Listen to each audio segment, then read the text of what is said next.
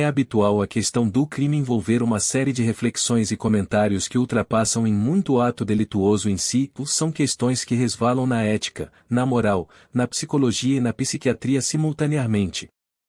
Sempre há alguém atribuindo ao criminoso traços e características psicopatológicas ou sociológicas, o porquê fulano cometeu esse crime? Estaria perturbado psiquicamente? Estaria encurralado socialmente? Seria essa a única alternativa? Ou, ao contrário, seria ele simplesmente uma pessoa maldosa, portadora de um caráter delituoso, etc. Atualmente, apesar da ciência não ter ainda algum consenso definitivo sobre a questão, sabe-se, no mínimo, que qualquer abordagem isolada do ser humano corre enorme risco de errar. Fatores bioquímicos. Os estudos neste grupo causal procuram dosar alguma substância possivelmente envolvida com o comportamento violento, como por exemplo, o colesterol, a glicose, hormônios e alguns neurotransmissores. Virkkunen, em 1987, procurou demonstrar a diminuição nos níveis séricos de colesterol em pessoas com comportamento criminoso, da mesma forma como também se associava os baixos níveis de glicose. Como o álcool é frequentemente relacionado com o comportamento violento, foi também estudada a sua associação com glicose e colesterol. Fisiologicamente se demonstra que, de fato, o álcool diminui o açúcar na corrente sanguínea por inibição da produção de glucose hepática.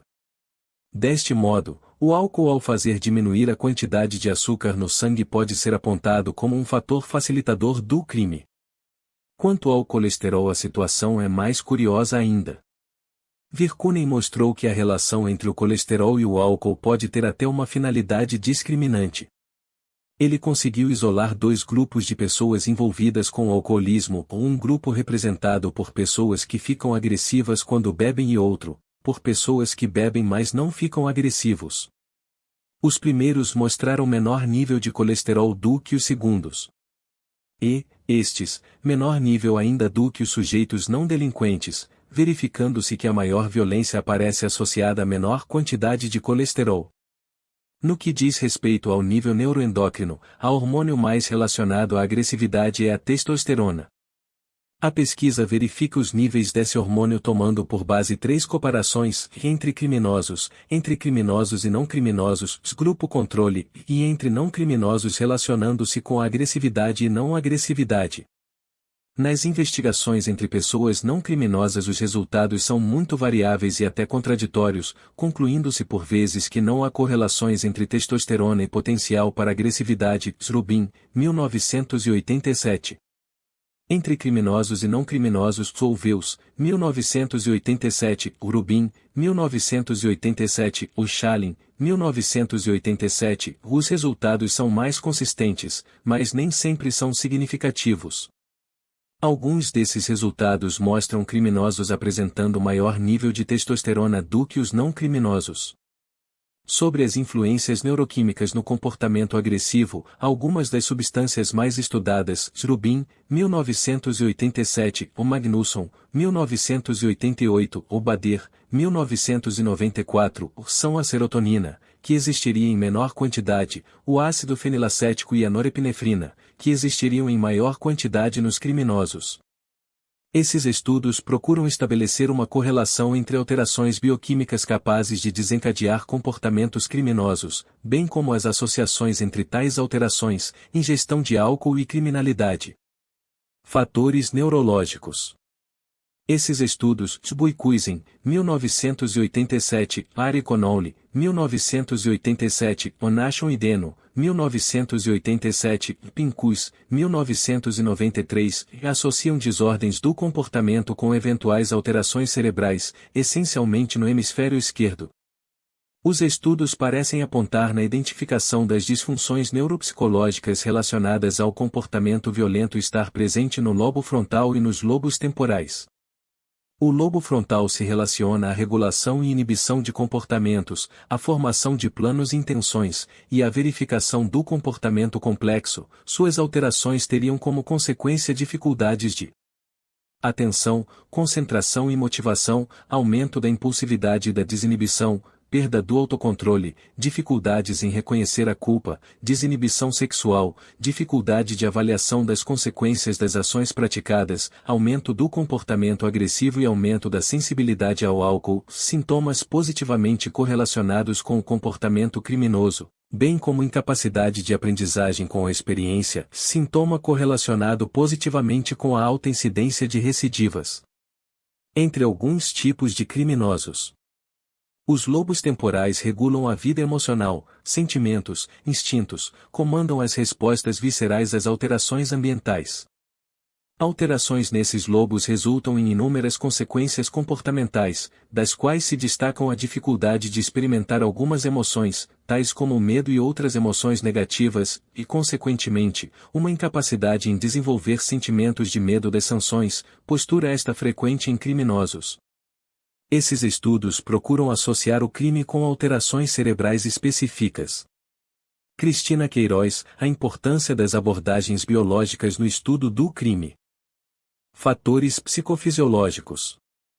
O enfoque psicofisiológico se baseia essencialmente na avaliação da função cerebral, fisiopatologia, como por exemplo a atividade elétrica da pele, o eletroencefalograma e o eletrocardiograma, trabalhando sobretudo em contexto laboratorial.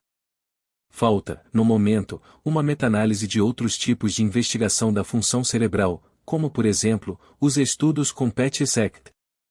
Os estudos demonstraram que, tanto a ativação tônica, reação global do sujeito na ausência de estimulação específica, quanto a ativação fásica, reação à estimulação específica, é menor nos criminosos.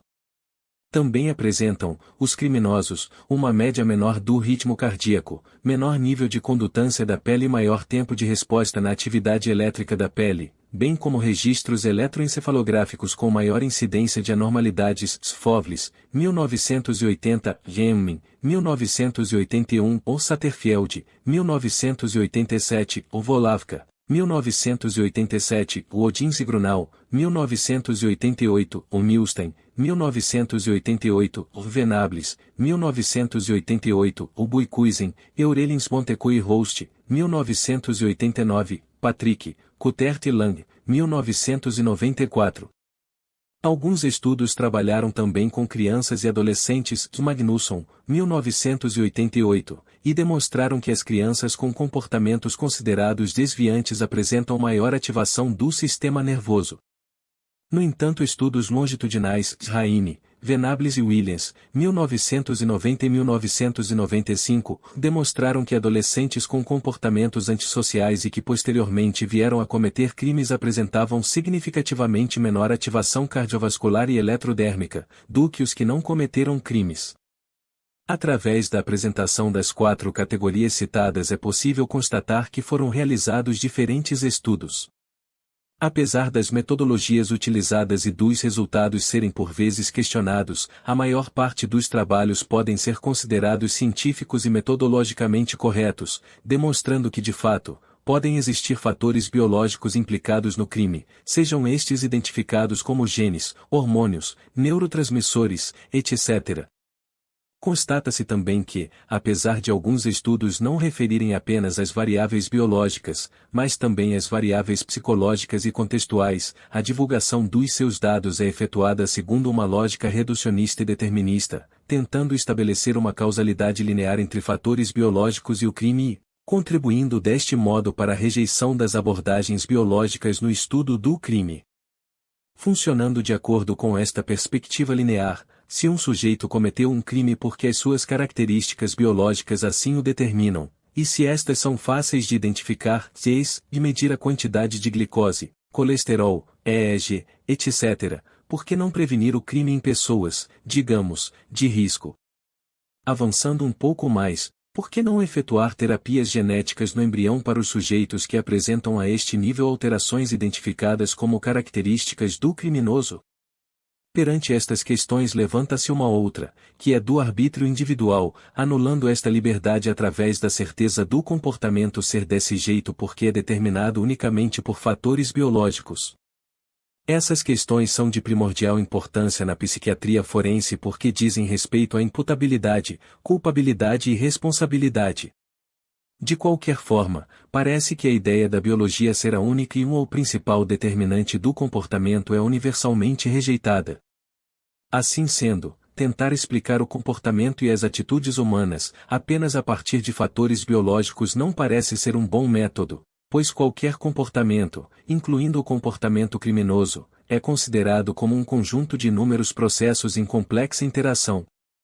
Em nosso caso, essa interação se dá através do vocábulo tríplice, o biopsicossocial. Segundo Cristina Queiroz, a perspectiva biológica utilizada pelos vários estudos descritos pode ser considerada como uma biologia das causas.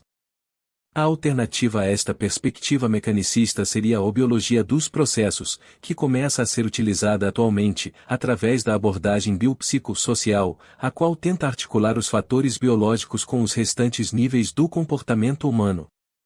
Na avaliação da biologia do crime, mesmo reconhecendo ser necessário perscrutar as bases biológicas do crime, esta deverá considerar, obrigatoriamente, a interação com outros fatores envolvidos. Farrington, 1987, O'Haine e Duncan, 1990, O. Farrington, 1991, não esquecendo que o todo indivíduo é um ser biológico em interação com o meio. Scarli, 1990. Em suma, pode-se concluir que as abordagens biológicas, apesar de serem geralmente vistas como polêmicas e discricionárias, também são importantes no estudo e na compreensão do crime e do criminoso, não devendo nem ser negadas nem supervalorizadas. Interpretando os fatores biológicos como representantes da personalidade da pessoa, será possível articular este aspecto constitucional com outros níveis da personalidade, bem como com os níveis do ato transgressivo e com o significado deste.